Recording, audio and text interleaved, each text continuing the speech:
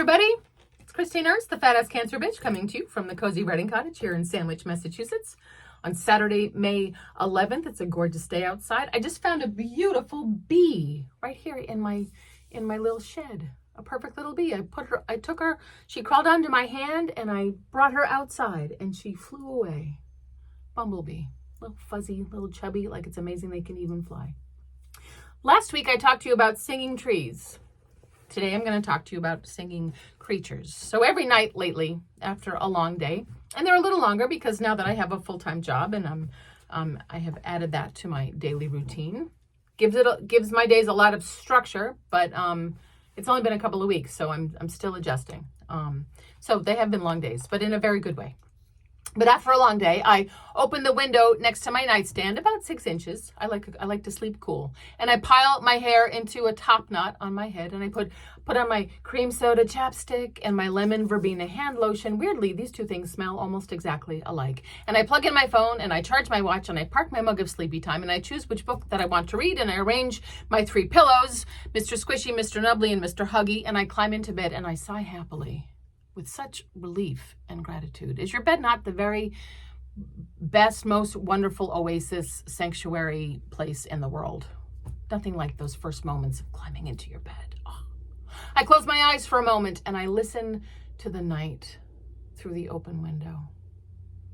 There is one lone peeper, just one, who is peeping somewhere across the street and 2 or 3 doors down in the low marshy area between the backyards of 2 houses. A single peeper, not a raucous chorus, not a quartet, just one lonely guy on his own singing his song all night long. All night long, part of a genus of common chorus frogs. Is it not wonderful that there are genuses of chorus frogs, common chorus frogs, maybe uncommon chorus frogs? And scientifically referred to as Pseudocris crucifer or P. crucifer. Crucifer meaning cross-bearing for the X marking commonly found on his back. Our singer is only 1.5 inches long. He weighs as much as 4 or 5 raisins on a good day. And he peeps loudly enough for the entire neighborhood to hear. The song has been measured. It's 90 decibels, about as loud as your average gas-powered lawnmower. Now, I started to worry about him, his aloneness, but I learned about his species' resilience. Mr. Peeper is the type of amphibian that has antifreeze in his blood. His liver exudes a cryoprotectant that allows him to endure New England winters. And he can live up to 4 years. Little tiny guy, 4 years old. And the females do not sing. So I can only assume that there are some nice ladies in the hood who will be as enchanted and charmed as I am by his beautiful noise. Though, as with any species, there are, of course, jerk frogs, assholes, known as satellite males. Frogs who, from laziness or by strategy, choose to not sing and let someone like Mr. Peeper do all the work. A frog version of Cyrano de Bergerac, if you will. These satellite incel frogs park themselves near Mr. Peeper in order to intercept a starry-eyed, clueless female lured in by Mr. Peeper's frankly magnificent voice. Pricks. I lie in my bed each night and listen. I marvel at Mr. Peeper's faith in romance, his amphibian certitude of finding a mate. Now, last night when I got home, Julia was at a sleepover.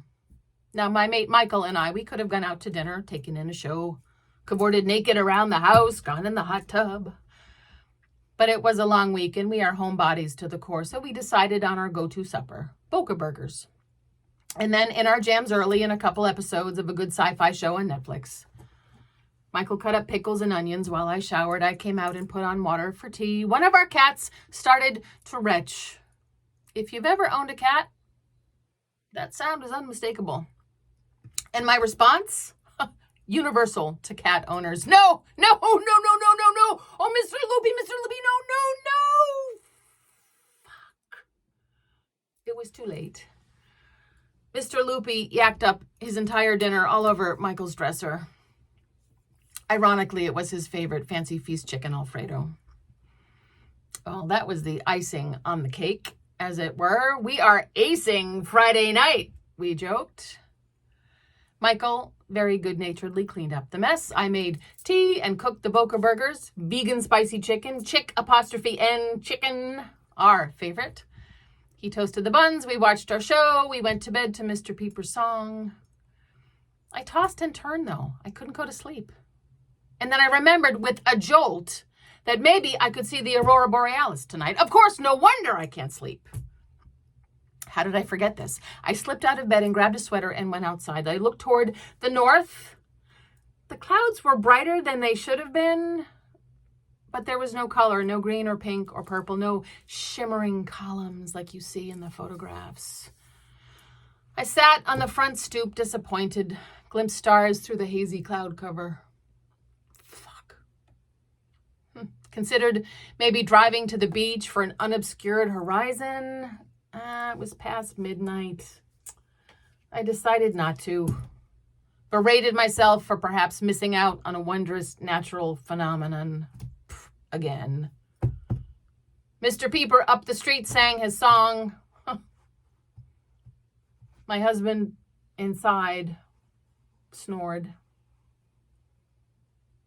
The soundtrack of my nights.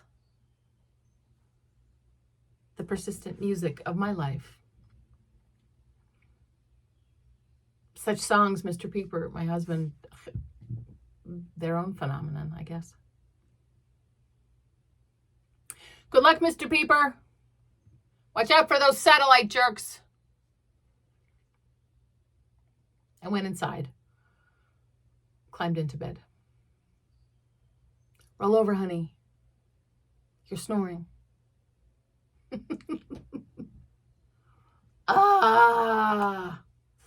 Satellite males. God, fuck. Even the frogs have them. Watch out. Watch out for the satellite males. They'll steal your thunder.